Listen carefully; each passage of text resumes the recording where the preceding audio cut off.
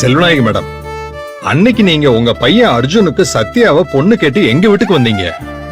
அன்னைக்கு என் பொண்ணு சத்யா அதுக்கு சம்மதம் தரல.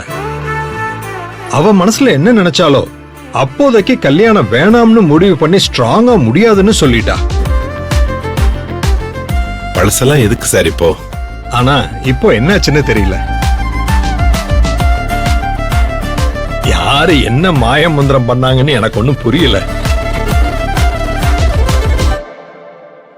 திடீர்னு என் பொண்ணு என்கிட்ட வந்து நான் கல்யாணம் பண்ணா அர்ஜுனை தான் பண்ணுவேன்னு சொல்றா.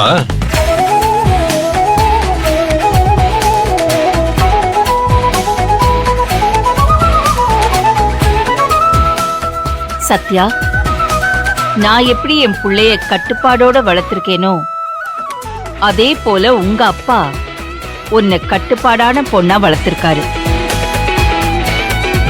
அர்ஜுன் அம்மா பையன்னா நீ அப்பா பொண்ணு. அதான் என் பையன் உன்கிட்ட ப்ரப்போஸ் பண்ணப்போ அவன்கிட்ட எதுவுமே சொல்லாம உங்க அப்பா அம்மாவை சம்மதம் சொல்ல கூட்டிட்டு வந்திருக்கேன். செல்வநாயகி மேடம், உங்க பையன் அர்ஜுனுக்கு எங்க பொண்ணு சத்யாவை தர பூரண சம்மதம்.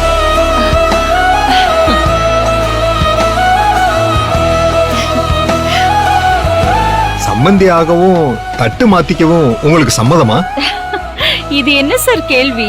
அதுக்கு இல்ல மேடம், அன்னைக்கு என் பொண்ணு உங்களை அவமானப்படுத்தி அனுப்பிட்டதா நீங்க நினைக்கலாம்ல. சச்சே, அது அவளோட ரைட்ஸ்.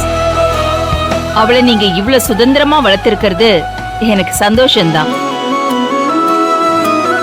அத நான் பாசிட்டிவா ஸ்போர்ட்டிவா தான் எடுத்துக்கிட்டேன். என்ன சேது, அன்னைக்கு நான் கூலா தானே இருந்தேன்.